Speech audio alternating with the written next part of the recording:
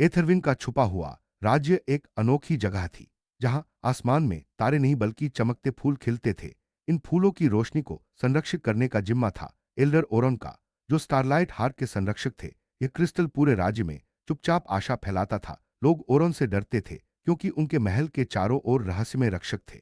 लेकिन ओरन हर रात यह सुनिश्चित करते थे कि कोई ओरन का परिवार बहुत दयालु था। उनका बेटा कैलन बादलों से बात करता, झरनों पर इंद्रधनुष बनाता और छोटे मॉस स्पिरिट्स को विशाल मशरूम के नीचे घर बनाने में मदद करता।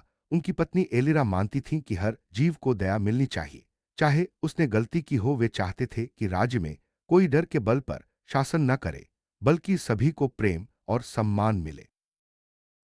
समय के साथ ओरन के बाल चांदी जैसे हो गए और उन्होंने घोषणा की कि कैलन अगला स्टारलाइट हार्ट का संरक्षक बनेगा। कुछ लोग खुश हुए, लेकिन एक महत्वाकांक्षी जादूगर मॉर्रेन ने चुपचाप क्रिस्टल पर अधिकार पाने की योजना बनाई। मॉर्रेन मानता था कि जादू को सबसे शक्तिशाली के अधीन होना चाहिए, न कि सबसे दयालु के। समारोह से पहले कैलन और एलिरा ने अपने बेटे लियोर का स्वागत किया। लियोर की हंसी से मुरझाए फूल फिर से खिल उठते थे। यह अनोखी शक्ति एक प्राचीन भविष्यवाणी से जुड़ी थी, जो क्रिस्टल लाइब्रेरी में छुपी थी।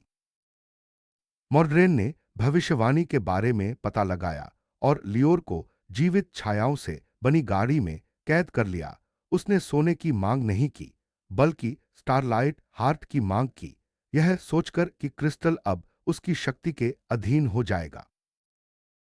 राज्य युद्ध की तैयारी करने लगा, लेकिन एलिरा ने सभी से आग्रह किया कि वे क्रोध की जगह दया से खोज करे। जंगल के यूनिकॉर्न, पत्थर के दैत्य, गाते पक्षी, नदी के ड्रैगन और छोटे लालटेन एल्व्स ने मदद के लिए अपने अपने कौशल दिए, हथियार नहीं।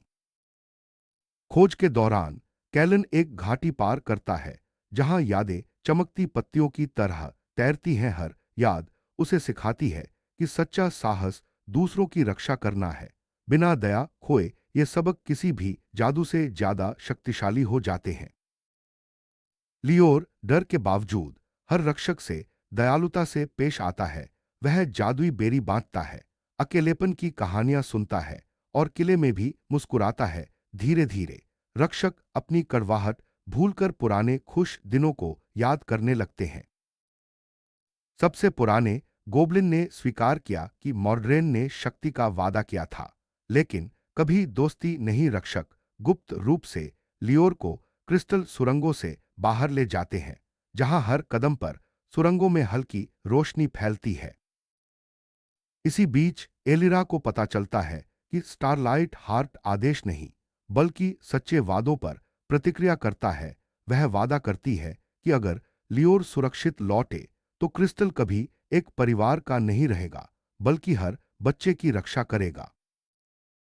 मॉर्रेन जब क्रिस्टल कक्ष में पहुंचता है तो वह चमकते क्रिस्टल को पकड़ने की कोशिश करता है, लेकिन रोशनी तेज नहीं बल्कि नरम हो जाती है और उसे उसके अकेलेपन की झलक दिखाती है। पहली बार उसके दिल में आंसू आ जाते हैं और गुस्सा दूर हो जाता है।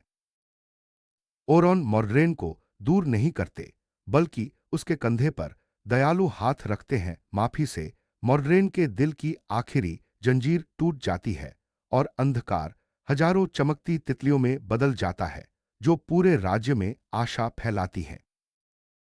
लियोर अपने माता पिता से मिल जाता है और स्टारलाइट हार्ट अपनी रोशनी को छोटे छोटे क्रिस्टलों में बांध देता है, जो हर गांव तक पहुंचती है। अब कोई एक शासक जादू पर नियंत्रण नहीं करता, बल्कि सभी को समान शक्ति मिलती है।